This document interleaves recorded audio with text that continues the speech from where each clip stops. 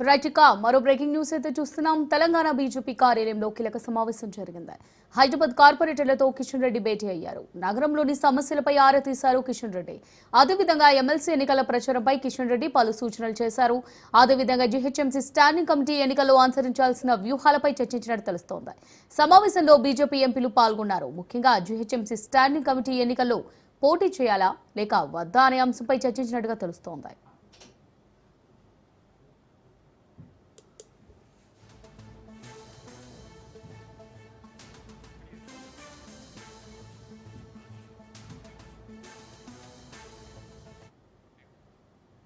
Right కా Telangana BJP కార్యాలయంలో కీలక సమావేశం జరిగింది. హైదరాబాద్ కార్పొరేటర్లతో కిషన్ రెడ్డి భేటీ అయ్యారు.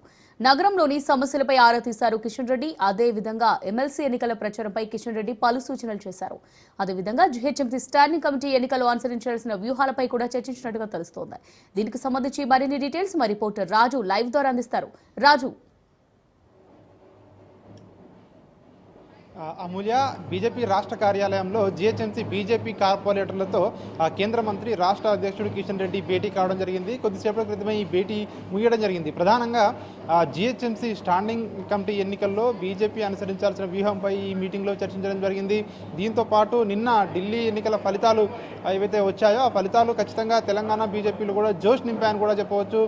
ఇప్పటికే తెలంగాణ బీజేపీ శ్రేణులు కావచ్చు, బీజేపీ నాయకులు కావచ్చు, ఢిల్లీ ఫలితాల పట్ల తమ ఆనందాన్ని వ్యక్తం చేస్తున్న పరిస్థితి కనిపిస్తూ ఉంది. రాబోయే రోజుల్లో తెలంగాణలో కూడా ఏదైతే ఢిల్లీ ఫలితాలు పునరావృతం అవుతాయో ఖచ్చితంగా అవే ఫలితాలు ఇక్కడ రిఫ్లెక్ట్ అవుతాయని చెప్పి ఇటు బీజేపీ నేతలు చెప్తున్న పరిస్థితి కనిపిస్తూ ఉంది. ఇప్పటికే ఏవైతే 3 ఎమ్మెల్సీ స్థానాలను ఖచ్చితంగా మేము గెలుచుకుంటామని చెప్పి బీజేపీ నేతలు ధీమా వ్యక్తం చేస్తూ ఉన్నారు. ఈ 3 ఎమ్మెల్సీ స్థానాలకు సంబంధించి ప్రచారంలో జీహెచ్ఎంసీకి సంబంధించినటువంటి కార్పొరేటర్లను కూడా అక్కడ ప్రచారానికి వాడుకోవాలని చెప్పి బీజేపీ పార్టీ అధిష్టానం అయితే ఇప్పటికే భావించింది. దీనికి సంబంధించి ఈరోజు సమావేశంలో చర్చకు వచ్చినట్టుగా కూడా తెలుస్తూ ఉంది. అదేవిధంగా దీంతో పాటు రేపటి నుంచి కూడా ఈ ఎమ్మెల్సీ స్థానాలకు సంబంధించి ఇటు జాతీయ నాయకులు కూడా అదేవిధంగా ఇటు రాష్ట్ర నాయకులతో సమన్వయం చేసుకొని జాతీయ నాయకులు కూడా ప్రచారంలోకి పాల్గొంటారు రేపటి నుంచి అని చెప్పి బీజేపీ నేతలు చెప్తా ఉన్న పరిస్థితి కనిపిస్తూ ఉంది.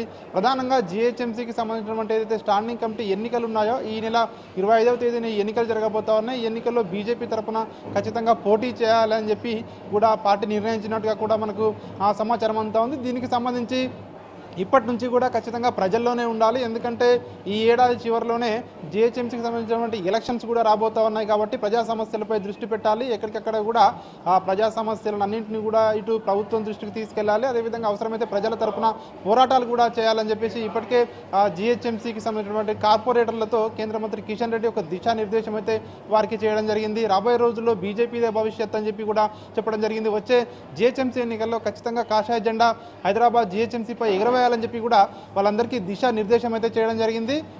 ముఖ్యంగా రాబోయే ఎమ్మెల్సీ ఎన్నికలు కూడా 3 స్థానాలు బీజేపీ కైవసం చేసుకునేందుకు ఒక కార్యాచరణ అయితే రూపొందించినట్టుగా కూడా ఈరోజు సమావేశంలో చర్చకు వచ్చినట్టుగా కూడా తెలుస్తూ ఉంది. Right, thanks for the updates Raju.